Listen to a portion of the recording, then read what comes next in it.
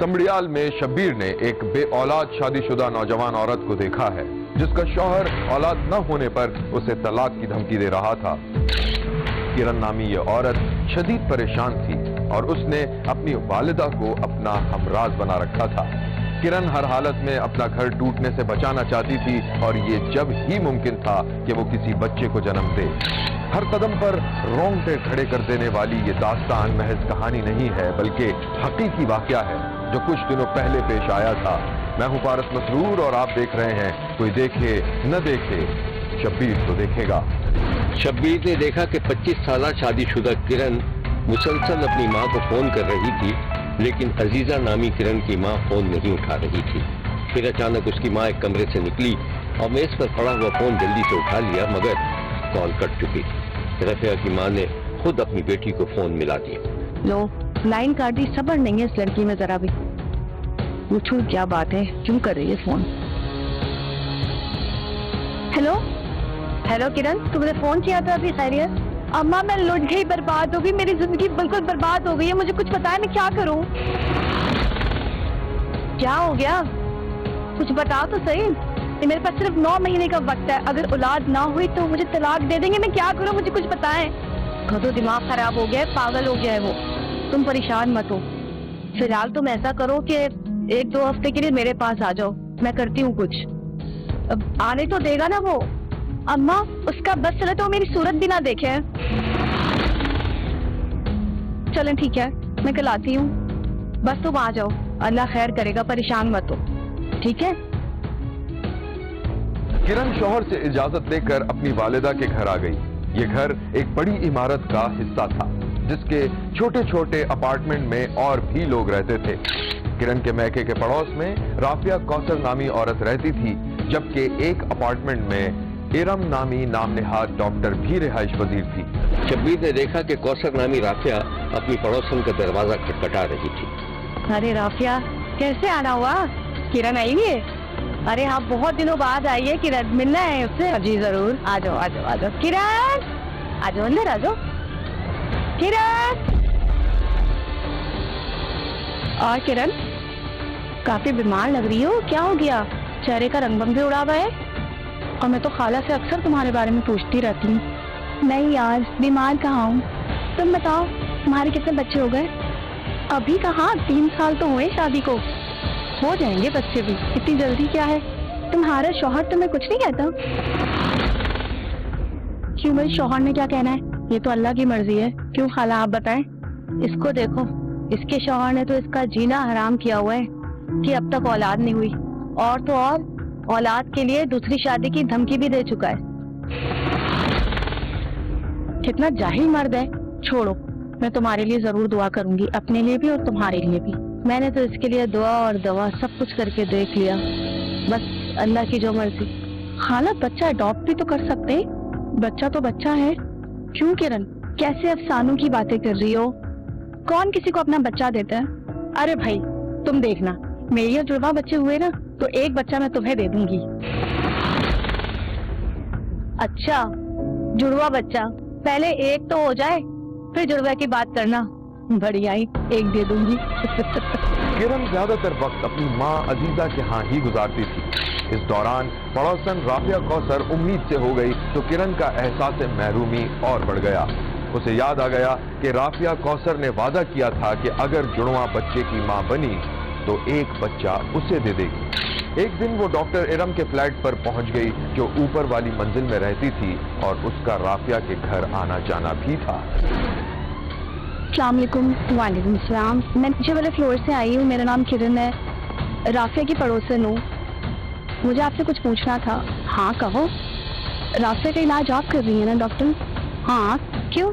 وہ رافیہ نے کہا تھا کہ اگر اس کے جڑواں بچے ہوں گے تو وہ ایک بچہ مجھے دے دے گی۔ آپ نے الٹرا ساؤنڈ تو کیا ہی ہوگا؟ ہاں الٹرا ساؤنڈ تو کیا ہے، لیکن اس میں جڑواں بچے والی تو کوئی ایسی بات نہیں ہے۔ اچھا چلیں ٹھیک ہے، میں چلتی ہوں، رافیہ سے کچھ مت کہیے گا پلیز اس بارے میں۔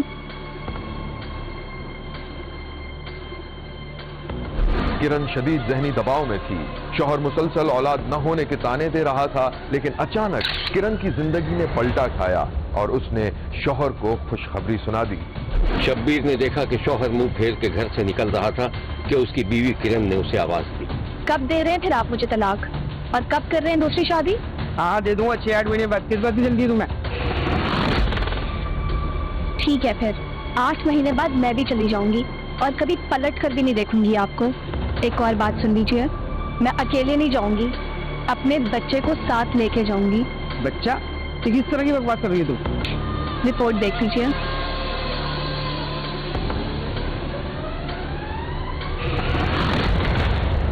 अरे वाह जबरदस्त किरण, मैं बाप बनने वाला हूँ। मुझे माफ कर देना, मैंने तुम्हें बहुत तंग किया है। अच्छा बस ठीक है, अभी आप जहाँ जा रहे थे जाइए और जल्दी आइएगा, अम्मी की तरफ मिठाई लेके चलेंगे। सब जगह जाना कैंसिल, तुम एक काम करो तैयार हो जाओ, हम बाहर भी चलेंगे और फिर अम्मी के घर भी जाएंगे। ठीक है। बात यह थी कि किरण ने अपनी मां के कहने पर अपने शौहर से झूठ बोला था ताकि उसका घर बर्बाद होने से बच जाए। लेकिन सवाल यह है कि कुछ अरसे के बाद इस झूठ का भांडा फूट जाना था और यही बात दोनों माँ बेटी के लिए परेशानी का बायस बन रही थी। अब क्या होगा अम्मी? अरे मुझे तो कुछ समझ में नहीं आ रहा है कि क्या होगा। पता नहीं भाई, क्या करूं मैं। अम्मी तो आप राफिया से बात करें ना, उसने कहा था कि वो अपना बच्चा हमें दे देगी, मैं अपने सारे जिगर बेच दूंगी। पागल तो नहीं हो गए हो तुम? कोई अपना बच्चा देता है भला? वो क्यों देगी? वरना तो दिमाग ही खराब हो गया है। अम्मी मैं आपको बता रही, मैं खुदकुशी कर लूंगी। मेरा शौहर मुझे डेली ताने मारता है बच्चा ना होने के, मैं बर्दाश्त नहीं कर सकती अब और। यहाँ लेते हैं एक छोटा सा ब्रेक। कहीं जाइएगा नहीं, हमारे साथ रहिएगा, क्योंकि कोई देखे न देखे शब्बीर तो देखेगा।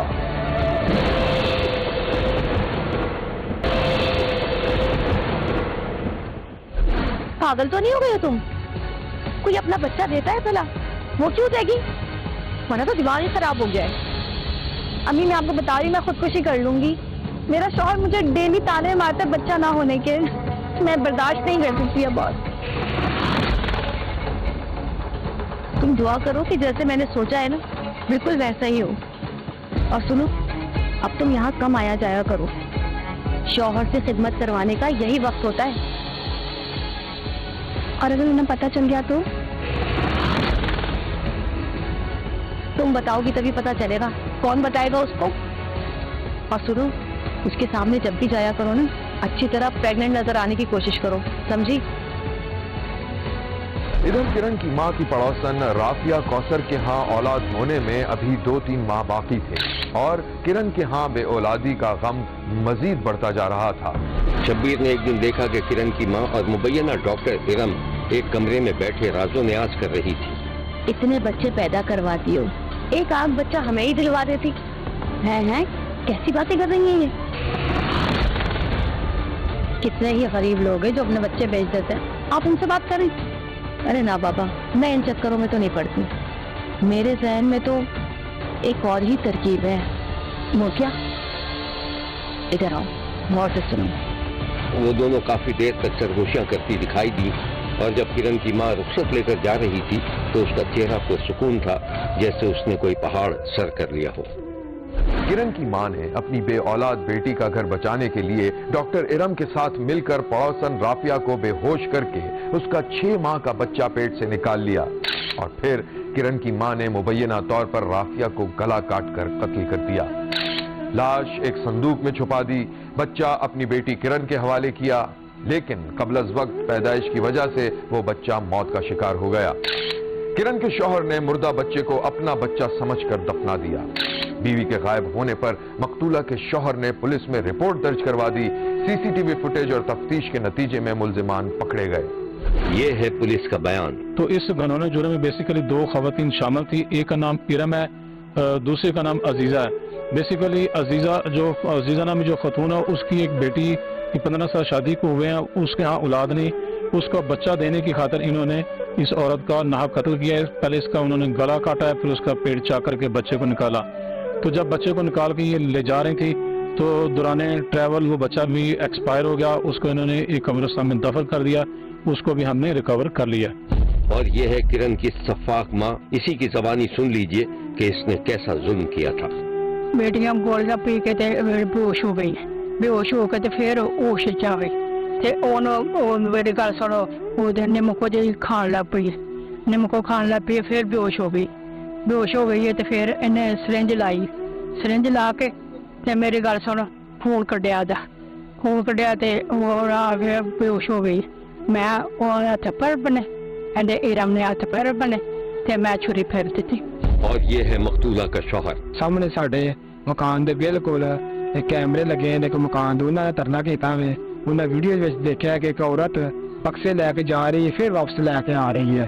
پھر سانوں بھی شک پیا کہ بکسیاں دے وچ کوئی چیز نہ ہوئے، اے کوئی معاملات ہون۔ پھر اساں تھانے آ کے رپورٹ جمع کرائی ہے، پولیس والے آیا ہے، آ کے ساڈے نال تالے توڑے نے، بکسے تالا توڑیا تے وچوں ڈیڈ باڈی جڑی میری بیوی دی نکلی ہے۔ انہاں نے ظالماں نے کسائیاں نے یہ کام کیتا ہے کہ پہلے وہ پیڑ چا کیتا ہے، بچہ کڈیا ہے، پھر وہ گٹن وڈی ہے، پھر وہ لتاں باواں دوڑیاں تریڑیاں بھن تروڑ کر کے انہوں بکسے دے وچ کسے اوکھے طریقے دے نال پیک کر کے تے ڈاکٹر نے اپنے گھروں انہوں دوسرے گھر عورت عزیزہ نا دی عورت اورے گھر شفٹ کر دیتا ہے تے بچہ بھی میرا انہاں مار دیتا ہے تے میری بیوی بھی انہوں نے مار دیتی ہے۔ 2 قتل انہاں کیتے نے۔ کہانی کا ایک اور کردار ارم۔ عزیزہ پروین کی بیٹی کے یہاں اولاد نہیں تھی، انہیں بچوں کی ضرورت تھی۔ انہوں نے مجھے کہا کہ ان سے بچوں کی بات کرنی ہے، پیسے لے کے بچہ دے دیں۔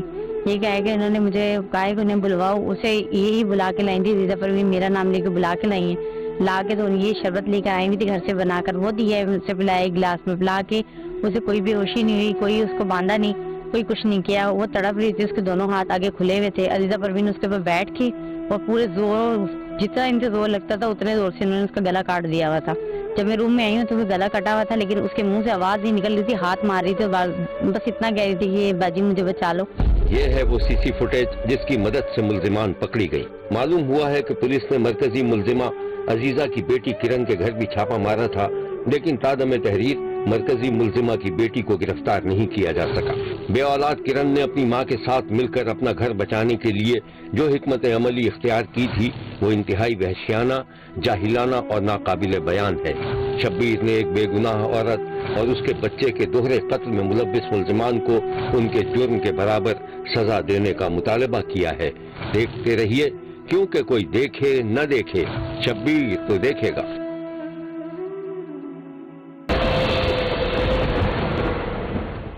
شبیر نے پاک پتن میں ایک بوڑھے پر تشدد کا بدترین واقعہ دیکھا ہے۔ تشدد کرنے والوں میں بوڑھے کی بیوی بھی شامل تھی۔ غلام رسول کی یہ کہانی چشم کشا بھی ہے اور سبق آموز بھی۔ میں ہوں پارس مسرور اور آپ دیکھ رہے ہیں کوئی دیکھے نہ دیکھے، شبیر تو دیکھے گا۔ شبیر نے دیکھا کہ غلام رسول کا جوان بیٹا گھر میں داخل ہوا تو براہ راست اپنی ماں سے مخاطب ہوا، جس پر باپ غلام رسول کے ماتھے پر بل پڑ گئے۔ اماں پیسے تو دو، صوفے والے کو دینا۔ بات کی ماں اپنی اولاد کو کوئی تمیز تہذیب سکھائی ہے؟ نہ سلام نہ دعا۔ 2 برس کی محنت کر کے آ رہا ہوں سعودی عرب سے، مجال ہی اس نے میرا حال احوال پوچھا اور یہ کس کے لیے سونپا لیا جا رہا ہے؟ کوئی ضرورت نہیں اس کو پیسے دینے کی۔ ارے جب باپ ایسا ہوگا، اپنی دنیا میں مگن ہوگا، تو اولاد تو پھر ایسی ہی ہوگی نا۔ کما کما کر مر گیا ہوں میں، اور تم کیا سمجھتی ہو؟ کیا میں وہاں عیاشی کر رہا تھا؟ اماں مجھے تو پیسے دو تم۔ اور ابا السلام علیکم۔ مجھے کوئی ضرورت نہیں تیرے سلام علام کی، پیدا ہوتا ہی مر جاتا تو اچھا۔ ارے یہ کیوں مرنے لگا ہے؟ تمہیں کچھ ہو جائے تو بہت اچھا ہو جائے گا۔ بکواس بند کرو بد زبان۔ ابا بہت ہو گیا، اب ایک لفظ بھی اگر اماں کو کہا نا تو اچھا نہیں ہوگا۔ اماں تم تو چلو نا، مجھے پیسے دو۔ ارے دے رہی ہوں نا، ان کے منہ کیوں لگ رہا ہے تو؟ حرام کا مال سمے رکھا ہے تم دونوں نے، سب کو آف کر دوں گا۔ ارے چلنا، دے رہی ہوں تجھے پیسے۔ ان کے سامنے آ گیا پیسے پیسے۔ غلام عباس گزشتہ 40 برسوں سے سعودی عرب میں کاروبار کر رہا تھا۔ اس کے 2 بیٹے اور 3 بیٹیاں تھیں، سب کی شادیاں کرا دی تھیں اور بیٹیوں کو بنگلے بھی بنا کر دیے تھے، اور اپنے لیے 4 کنال کی زمین بچا کر رکھی ہوئی تھی، جس پر बेटों और बीवी की नजर थी। गुलाम रसूल की बीवी ने बड़े बेटे को बाप के खिलाफ भड़का रखा था, जबकि दामाद भी जायदाद की लालच में अपनी सास का हमनवा बना हुआ था। शब्बीर ने देखा कि गुलाम रसूल का बड़ा बेटा, दामाद और उसकी बीवी एक साथ खाने की मेज पर मौजूद थे। क्या हुआ? तूने वकील से बात की? हाँ माँ, बात तो की है मैंने वकील से। वो बोल रहा था कि एक दफा सोच लो। अरे क्या सोच लो, जिंदगी गुजार दी तुम्हारे बाप के साथ। जाहिल गंवार एक नंबर का अय्याश आदमी है तुम्हारा। क्या बोल रही हो अम्मा? हाँ सही कह रही। अरे कौन सा है जो तुम्हारे बाप में नहीं है, और नमाजी परहेजगारी बना घूमता रहता है। अम्मा जो कह रही हैं बिल्कुल ठीक कह रही हैं, और जो सोच रही हैं बिल्कुल ठीक सोच रही हैं। इसी दौरान छोटा बेटा जो बाप का हिमायती था घर में दाखिल हुआ और खामोशी से डाइनिंग टेबल पर बैठ गया। लो आ गया बाप का चमचा। चमचागिरी तो करेगा ना, 4 किनार जमीन जो मिली है बाप से। देखो भाई साहब, हमारे घरेलू मामलात में दखल अंदाजी की जरूरत नहीं है। हम घर वाले नहीं। नहीं, आप हमारे घर वाले नहीं हो। और हाँ, मेरे बाप के मुतालिक कुछ कहने से पहले सोच लेना, वरना मुझसे बुरा कोई नहीं होगा। आवाज नीचे उठा के फेंक दूंगा तुझे, बकवास बंद। छोटे जरा तमीज से। अम्मा समझाओ ना ऐसे। देख भाई, तुझे तेरे बाप ने घर दिला दिया है ना, बस वही रहा कर, यहाँ नहीं आएगा झगड़े करने के लिए। ठीक है अम्मा, चला जाता हूँ मैं, मगर समझा लो इसे और पट्टा बांध के रखा करो इसे, वरना मुझसे बुरा कोई नहीं होगा। मुझसे बुरा कोई नहीं होगा। क्या करना तुम? मैं चल। शब्बीर ने दोनों भाइयों और दामाद को आपस में गुत्थम गुत्था होते देखा। क्या कर रहे हो तुम लोग? पागल तो नहीं हो गए हो? गुलाम रसूल की बीवी ने सारी जिंदगी इसलिए खामोशी से गुजार दी थी कि उसका शौहर सऊदी अरब से खतीर रकम भेजता था। सारे बेटे बेटियों की शादी हो चुकी थी, अब उसका शौहर उसके किसी काम का नहीं था। फिर एक दिन गुलाम रसूल की बीवी ने शौहर से खुला ले ली और इस तरह ये हंसता बसता घर टूट गया। गुलाम रसूल ने छोटे शादीशुदा बेटे के साथ रहना शुरू कर दिया, जिस पर छोटे बेटे और उसकी बीवी को जायदाद की लालच के ताने मिलने लगे। शब्बीर ने देखा कि गुलाम रसूल की छोटी बहू अपने ससुर के कमरे में चाय लेकर दाखिल हो रही थी। अच्छा अब्बा जी, दिन के खाने में क्या बना लूं? दिन के खाने में मेरा ख्याल है कि जो तुम्हारा दिल चाहे बना लो। अच्छा एक बात बताओ, तुम्हारी सास के फोन वोन आते? क्या बताऊं अब्बा जी, उनका तो दिन रात फोन आते रहते हैं और एक ही बात कहती हैं कि मेरे जेवरात पे तुम लोगों ने कब्जा करके रखा है। अब आए ना फोन तो कह देना हाँ हमने कब्जा कर दिया, हिम्मत है तो ले जाओ। काश मुझे पता होता कि मेरी बीवी एक दाइल है जिसने एक नाहमक औलाद को जन्म दिया है। इसी दौरान दरवाजे पर बैल हुई तो बहू देखने चली गई। ये गुलाम रसूल का बड़ा बेटा था जो अपनी माँ के साथ रहता था। अरे भाई साहब आप आइए ना।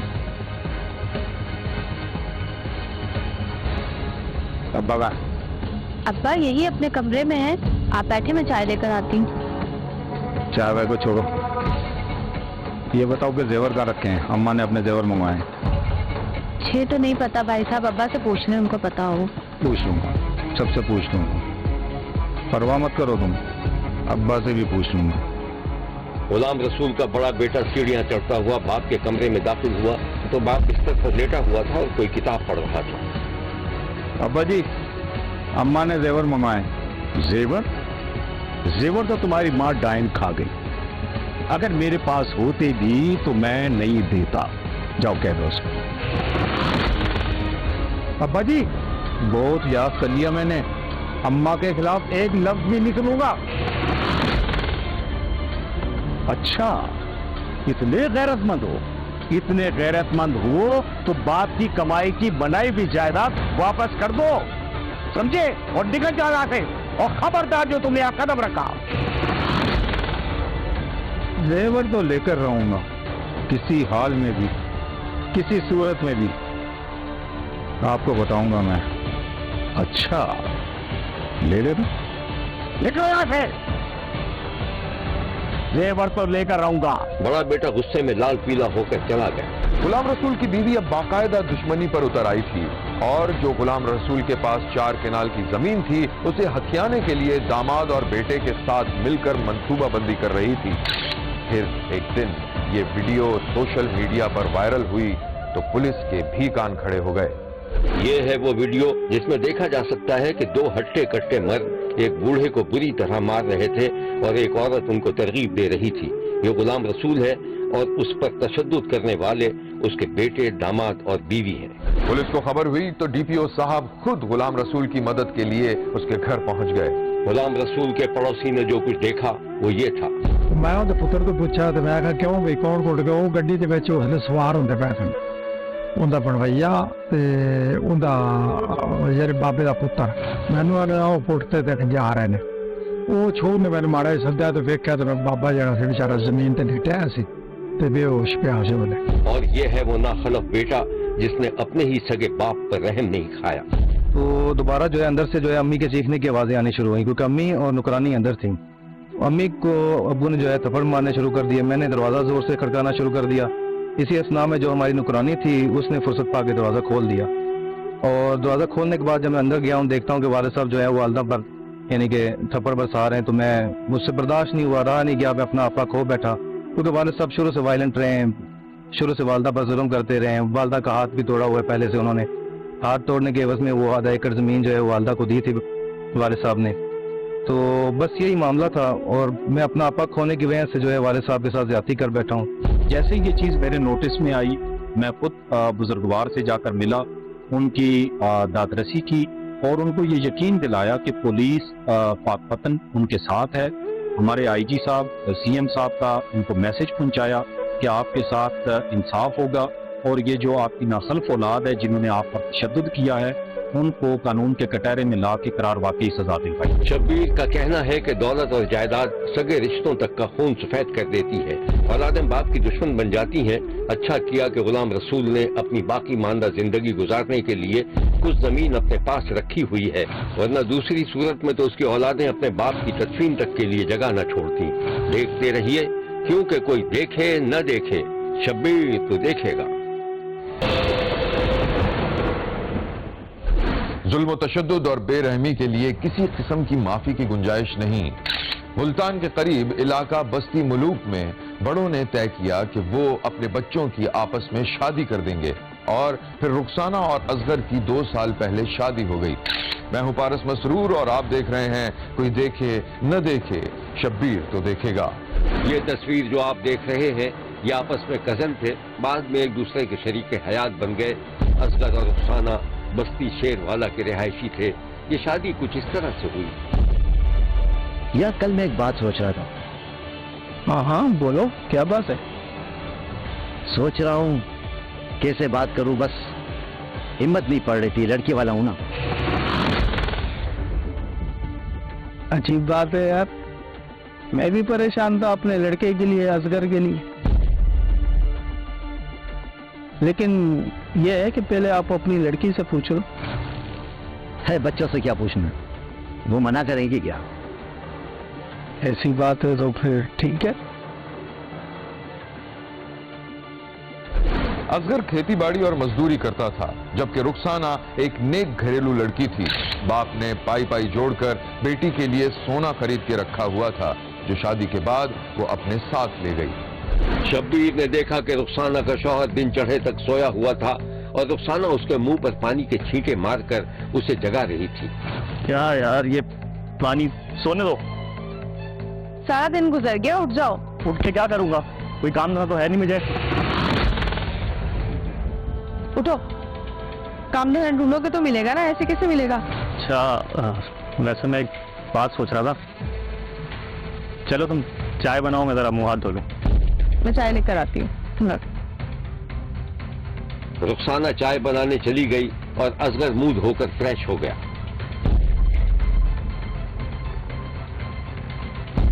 یہ لو گرما گرم چائے اور بسکٹ بھی.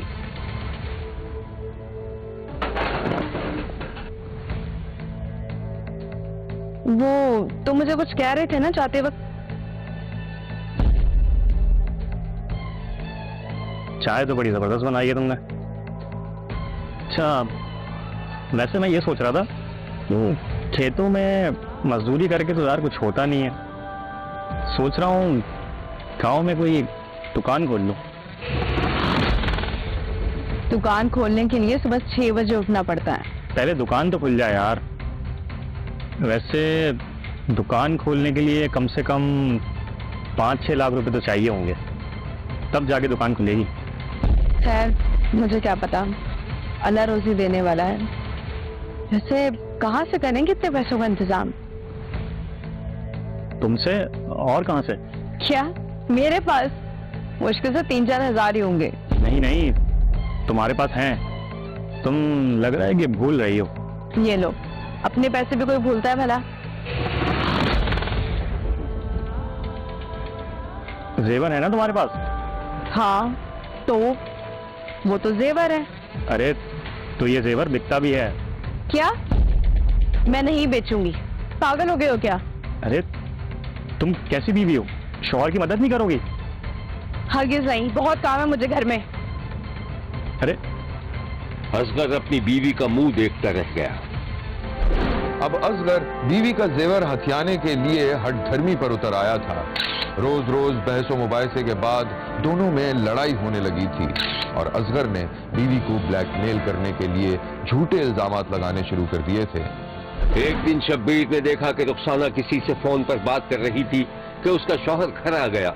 रुखसाना ने इशारे से मालूम किया और फिर कॉल खत्म करके शौहर से मुखातिब हुई। टाइम देख रहे हो तुम? 11 बज रहे हैं रात के। इतनी देर से घर क्यों आते हो? इसलिए देर से आता हूँ ताकि तुम्हें वक्त मिल सके। मुझे वक्त किस लिए? यही अपने दोस्तों यारों से बात करने के लिए। मेरे कौन से दोस्त यार है? मैं तो पप्पा से बात कर रही थी। मुझे क्या पता? देखो, अगर मेरी जबान बंद है ना तो इसे बंद ही रहने दो। एक सेकंड, तुम कहना क्या चाह रहे हो? मेरा दिमाग मत खाओ, मुझे खामोश रहने दो। एक तो मैं पैसों के लिए इतना परेशान हूँ, पर से एक नई मुसीबत। असगर, मैं तब तक तुम्हारा गिरेबान नहीं छोड़ूंगी जब तक कि तुम बताते नहीं मसला क्या है। शक कर रहे हो मुझ पर? शक? मुझे तो तुम पर पहले दिन से शक था कि तुम्हारी दिलचस्पी कहीं और है। अच्छा, साबित करो। मर्द के बच्चे हो ना, तो साबित करो कि मैं एक बुरी औरत हूँ। मेरा गिरबान छोड़ो। नहीं छोड़ूंगी मैं। छोड़ो इसे। असगर! करूंगा साबित, लेकिन वक्त आने पर। असगर बीवी को धुतकार कर चला गया और रुखसाना देर तक रोती रही। अपने ऊपर बेवफाई के इल्जामात के बावजूद भी जब असगर अपनी बीवी को ब्लैकमेल न कर सका तो उसने बीवी के पेट में परवरिश पाने वाले बच्चे ही को अपना मानने से इनकार कर दिया। शब्बीर ने देखा कि रुखसाना थक कर एक तरफ बैठ गई। शौहर उसे कहर आलूद निगाहों से देख रहा था।